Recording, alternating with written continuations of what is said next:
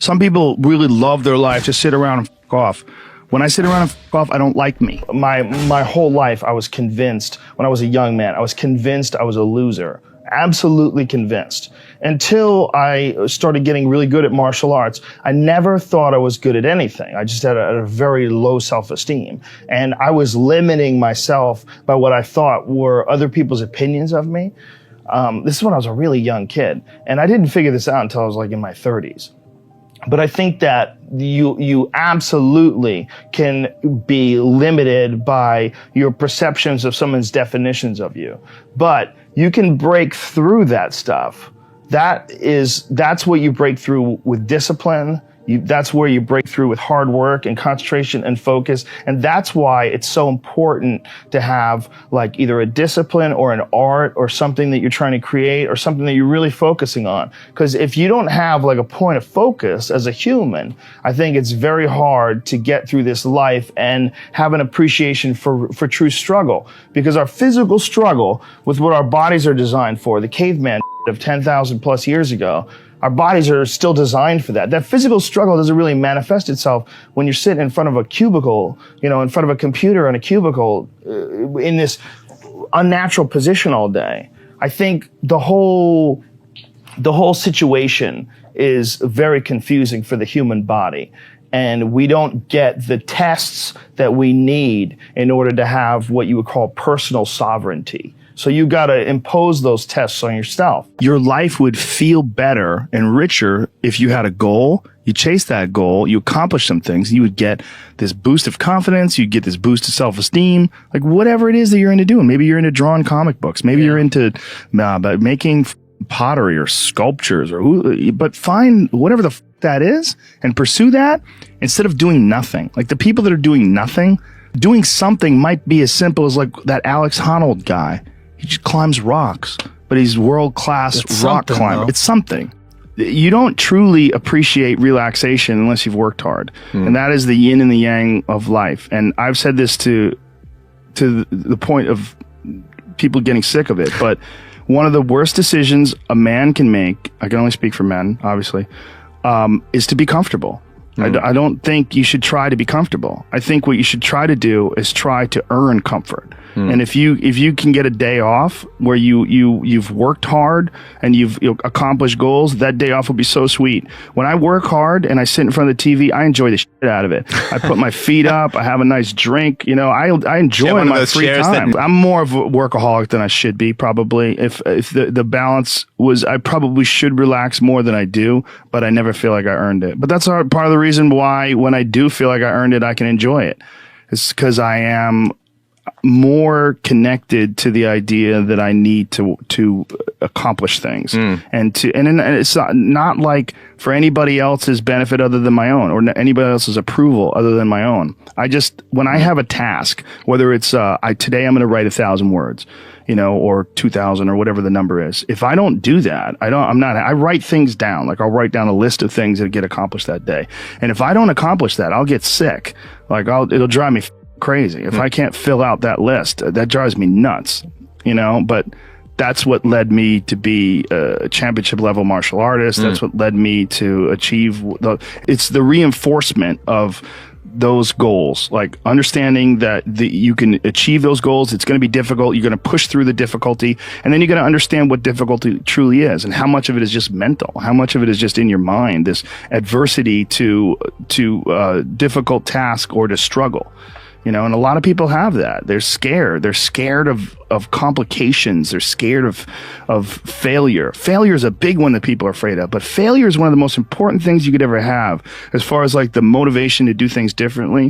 One of the reasons why I think that I'm good at friendships and relationships is because I've failed at them in the past. One of the things that I'm good at comedy is because I've bombed on stage.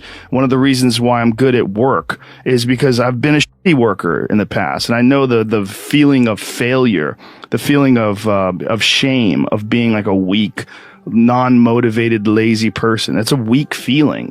You don't respect yourself. And I have this phrase that I use all the time to people to try to motivate people. I say that be the hero in your own movie. Pretend that if your life was a movie and your life started now, what would the hero do? What would the person that you respect do? What would the person that you admire, person that inspires you, what would they do? Well, do that. And if you do that, you slowly build momentum. You like, today I did what I wanted to do. Today I started a class in yoga. I did this. I did all these things that I was saying I wasn't going to do. And now I feel momentum. And momentum is a very important point in people's lives. That's why some folks don't like to take days off, because they feel like they're losing momentum and they sort of have to restart the wheel up again after a vacation. Before I was successful, I realized it was stupid.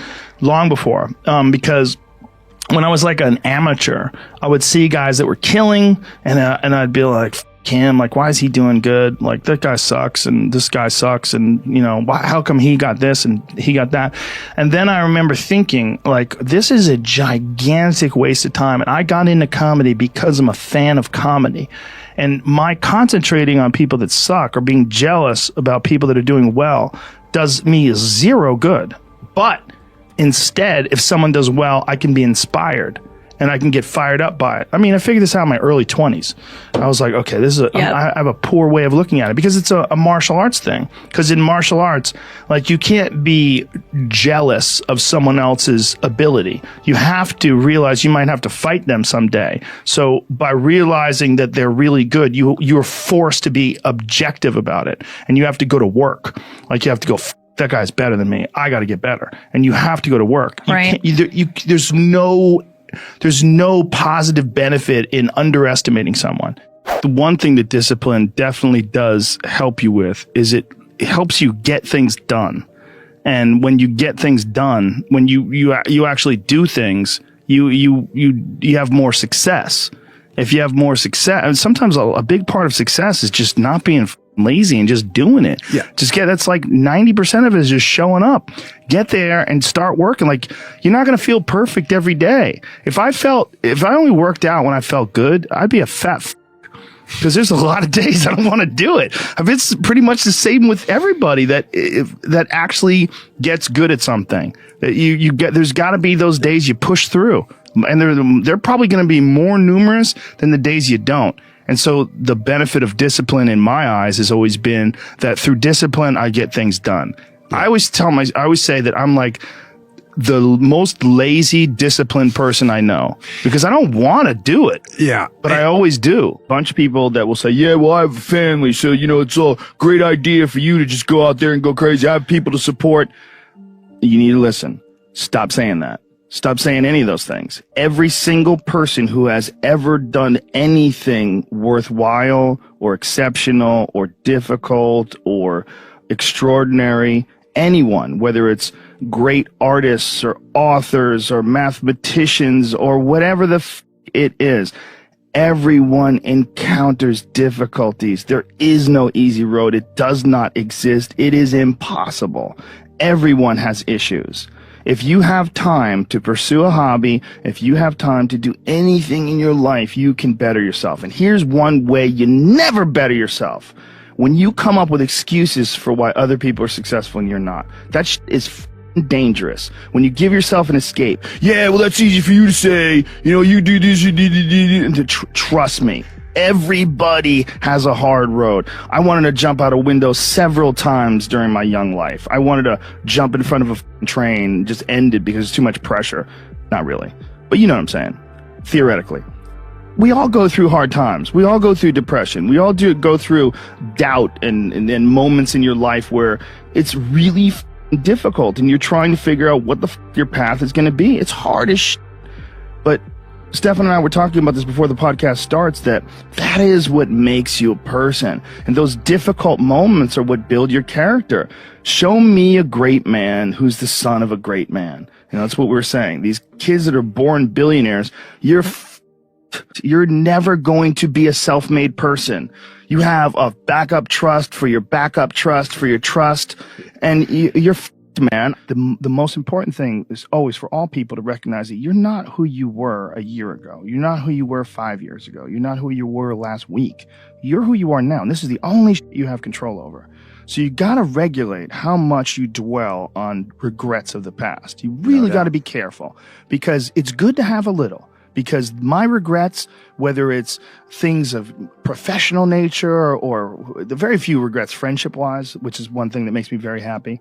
But you know, there's life is strange. There's a lot going on. There's a lot of factors happening in life, but for sure, who I am now wouldn't have ever happened if I didn't fuck up.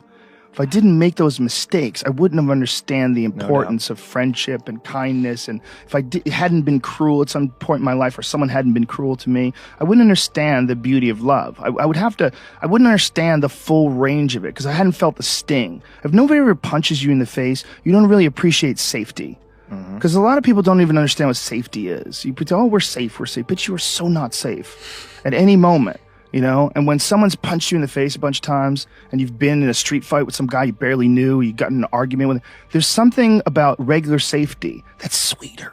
Yeah. It's more delicious. Yeah. It's more delicious. It's way better to drive your car straight after you almost lost control on a turn. You're like, wah! And then you get back straight, you're like, whoa. For sure. I'm not saying that you should go sideways around corners, but what I am saying is that there's a yin and a yang to this world, man. And you gotta fuel yourself with the fuck-ups. And most people get stuck in these patterns because they define themselves as a fuck-up, or they define themselves as a person who doesn't follow through on their ideas, or a person who doesn't pursue their real interests and loves. You define yourself by that. Well, you know, I guess I start things and I quit. No, you don't. No, you have started things and you quit. And it gives you a horrible sense of regret that's made you define yourself by that. You don't have to do that. You don't have to do that.